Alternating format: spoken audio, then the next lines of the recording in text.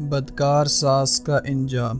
میرا نام زینت ہے۔ میری ماں نے غربت کی وجہ سے میری شادی کم عمری میں ہی کر دی تھی، کیونکہ میرا باپ بہت سال پہلے دنیا سے چلا گیا تھا اور ماں نے بہت مشکل سے مجھے پالا تھا، اس لیے پہلے ہی رشتے پر مجھے گھر سے چلتا کر دیا۔ شادی کے بعد مجھے پتہ چلا کہ میرا شوہر میری ساس کا سگا بیٹا نہیں، میری ساس نے اپنی بہن سے لے کر پالا تھا۔ پھر میری ساس کا بھی ایک بیٹا پیدا ہوا اور میرے سسر کی وفات ہو گئی، تو بچپن ہی سے گھر کا سارا خرچ میرا شوہر چلا رہا تھا۔ میرے شوہر کی آمدن اگرچہ زیادہ نہیں تھی، لیکن پھر بھی وہ میرا بہت خیال رکھتا تھا، جبکہ میرا دیور انتہا درجے کا آوارہ اور لوفر لڑکا تھا، لیکن پھر بھی اپنی ماں کی آنکھ کا تارا تھا، کیونکہ اس کا اپنا خون جو تھا، جبکہ میرا شوہر میری ساس کی نظر میں بس کمانے والی مشین تھا۔ بس ایک دن میرا شوہر گھر سے کمانے گیا اور شام کو اس کی لاش گھر آئی۔ سڑک سے گزرتے ہوئے کسی گاڑی سے ٹکرا گیا تھا۔ میری دنیا ہی اجڑ گئی تھی۔ کچھ دنوں بعد جب دماغ کچھ سوچنے سمجھنے کے قابل ہوا تو میری ساس نے اپنے کمرے میں بلایا اور کہا کہ تمہارا شوہر تو چلا گیا ہے، تمہارا کیا ارادہ ہے؟ میں نے کہا کہ کیا مطلب امی جی؟ کہنے لگی کہ پہلے تمہارا خرچ تمہارا شوہر اٹھاتا تھا، اب تم خود کماؤ گی اور مجھے بھی کما کے کھلاؤ گی۔ میں نے حیرانی سے پوچھا میں کیسے کماؤں گی؟ میری ساس نے جواب دیا کہ تمہارے کام کا بندوبست میں کر دوں گی، بس گھر میں بیٹھ کر ہی کمانا ہے۔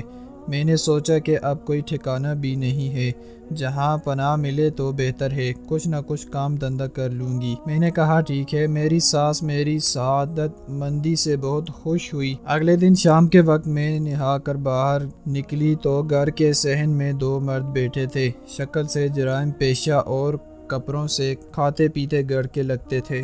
میری ساس ان کی خدمت کاری میں مصروف تھی، پھلوں اور جوس سے ان کی تواضع ہو رہی تھی۔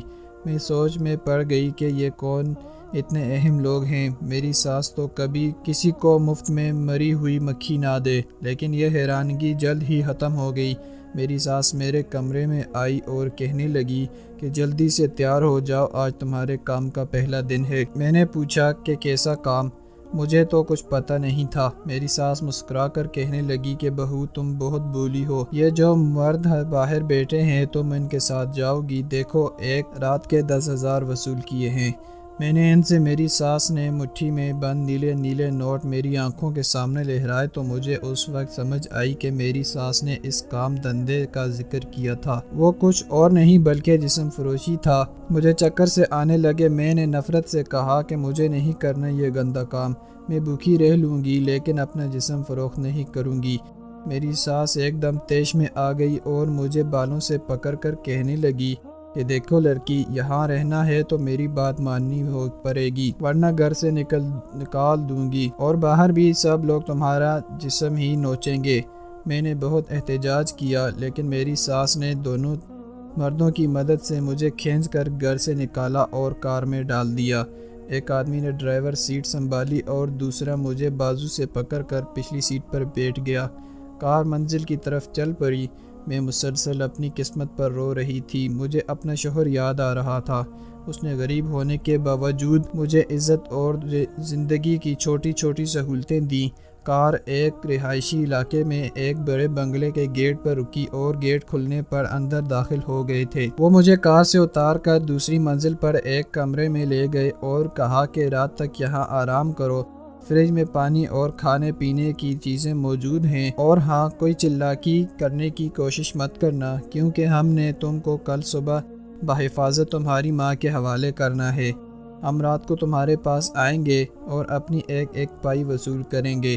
یہ کہتے ہوئے ایک آدمی نے میری گال پر چٹکی کاٹی اور کہکہا لگا کر کمرے سے نکل گیا۔ جاتے ہوئے دروازہ باہر سے لاک کر گئے۔ میں بیڈ پر لیٹ کر کافی دیر روتی رہی۔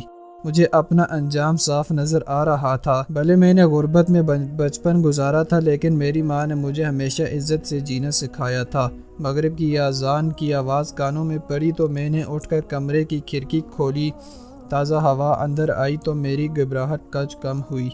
دیوار سے باہر بہت بڑا درخت تھا، اس کی بڑی بڑی شاخیں کھڑکی تک آئی ہوئی تھی اور ہوا اسے جھوم رہی تھی۔ میری سوچیں بچپن میں ہی چلی گئی۔ ہمارے صحن میں بھی ایک بڑا درخت ہوا کرتا تھا، اس پر چڑھ کر میں سارا دن کھیلتی رہتی اور اس کی شاخوں سے جھولتی رہتی اور کئی بار گرتی۔ ماں کے منع کرنے کے باوجود بھی اس درخت پر چڑھ جاتی تھی۔ اچانک ایک خیال میرے دماغ میں آیا، مجھے لگا کہ یہ درخت میری عزت بچا سکتا ہے۔ میں نے فوراً کھڑکی تک آئی بڑی بڑی شاخوں کا جائزہ لیا۔ یہ شاخیں آسانی سے میرا وزن برداشت کر سکتی تھی۔ میں نے ایک مضبوط شاخ کو پکڑا اور اس کے سہارے میں نیچے لٹک گئی۔ جب میرے پاؤں ایک مضبوط شاخ پر جم گئے تو میں نے دونوں ہاتھ چھوڑ دیے اور اگلے 5 منٹ میں سڑک پر کھڑی تھی۔ میں نے آس پاس دیکھا اور ایک طرف کو دوڑ لگا دی۔ تھوڑی ہی آگے مجھے ٹرین کی پٹری نظر آئی۔ میں سیدھی چلتی ہوئی ٹرین کی پٹری پر پہنچ گئی اور ایک انجانی سمت کی طرف چل پڑی۔ اچانک مجھے پیچھے سے آتی ٹرین کا ہارن سنائی دیا۔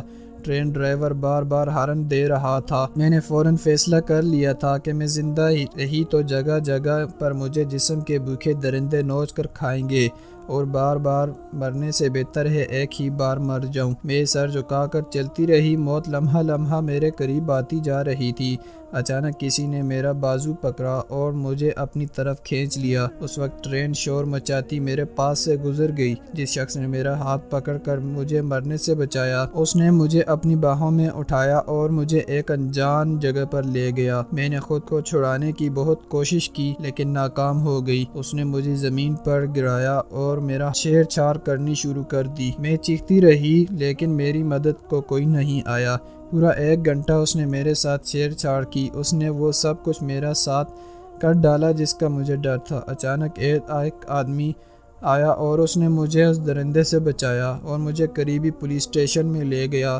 میری ساری کہانی سن کر تھانے دار نے کسی کو کال کی تو ایک عورت اور ایک مرد پولیس اسٹیشن پہنچ آئے۔ ضروری کارروائی کے بعد وہ مجھے کار میں بٹھا کر اپنے ساتھ لے گئے۔ یہ میری جیسی بے سہارا اور ستائی ہوئی لڑکیوں کے تحفظ کا ایک بڑا ادارہ تھا جہاں مجھے باعزت 2 وقت کا کھانا ملنے کا لگا۔